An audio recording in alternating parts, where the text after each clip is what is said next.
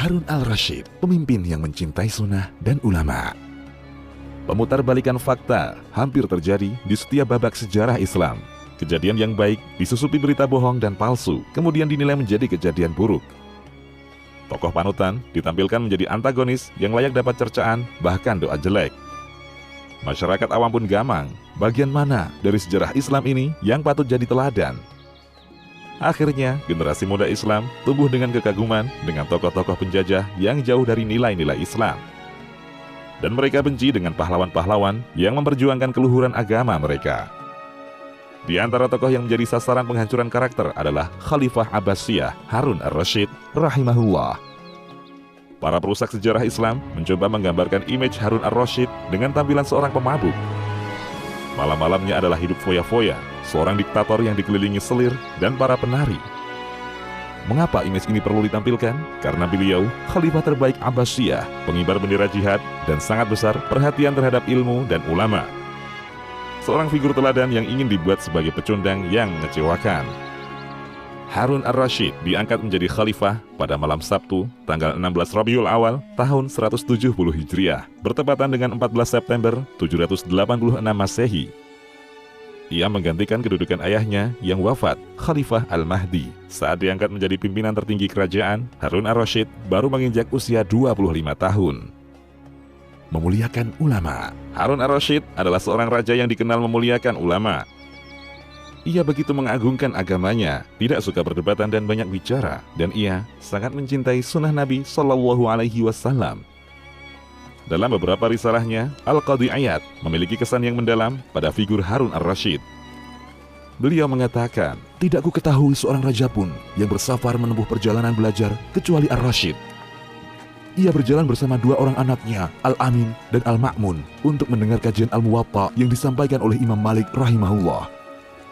Saat akhir hayat sang khalifah, Abdullah bin Al-Mubarak bersedih. Ia duduk penuh duka, sampai orang-orang pun menghiburnya. Abdullah bin Al-Mubarak adalah salah seorang ulama tabi'in, seorang yang soleh dan wara.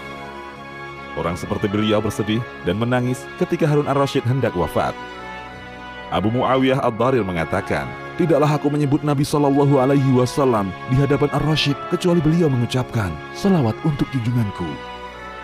Kemudian aku riwayatkan sebuah hadis kepadanya. Rasulullah Shallallahu Alaihi Wasallam bersabda, "Demi zat yang jiwaku berada di tangannya, aku berandai berperang di jalan Allah, kemudian terbunuh, kemudian hidup kembali, kemudian terbunuh lagi, kemudian hidup kembali, kemudian terbunuh lagi." Hadis riwayat Al-Bukhari. Mendengar hadis ini dan semangatnya Rasulullah Shallallahu Alaihi Wasallam dalam memperjuangkan Islam dan mendapatkan pahalanya, Harun ar-Rashid menangis terseduh-seduh.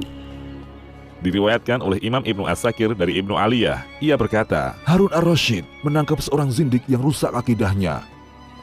Ia memerintah agar si zindik ini dipenggal. Si zindik ini berkata kepada Harun, 'Engkau tidak akan memenggal kepalaku. Aku akan membuat orang-orang terhenti dari ulah burukmu,' jawab Harun. Si zindik ini berkata lagi, 'Apa yang bisa kau lakukan terhadap 1000 hadis yang telah kupalsukan atas nama Rasulullah Shallallahu Alaihi Wasallam? Semua hurufnya telah terucapkan.' Ia menakuti Harun, kalau dia mati, siapa yang bakal menunjukkan hadis-hadis palsu yang telah beredar itu? Karena dia yang membuat, dia pula lah yang tahu mana ucapan-ucapannya. Tapi Harun ar-Rashid tidak menggubris tawarannya. Dengan percaya diri ia menjawab, 'Apakah kau tidak tahu, wahai musuh Allah, tentang keahlian Abu Ishaq Al-Fazari dan Abdullah bin Al-Mubarak? Mereka akan menelitinya dan menilainya huruf per huruf.'" Sanjungan ulama. Para ulama memuji Khalifah Harun ar-Rashid atas keadilannya dan kesolehannya. Fudail bin Iyad rahimahullah berkata, "Tak ada seorang pun yang kematiannya lebih kutangisi dibanding kematian Amirul Mukminin Harun. Aku berandai kalau Allah mengambil jatah usiaku untuk ditambahkan pada usianya." Murid-murid Fudail bin Iyad berkata, "Kami menganggap bahwa ucapan beliau hanya sanjungan berlebihan terhadap Harun ar-Rashid." Ketika Harun wafat, kemudian muncullah fitnah. Khalifah Al-Ma'mun menyebarkan pemahaman khalqul Quran di tengah masyarakat.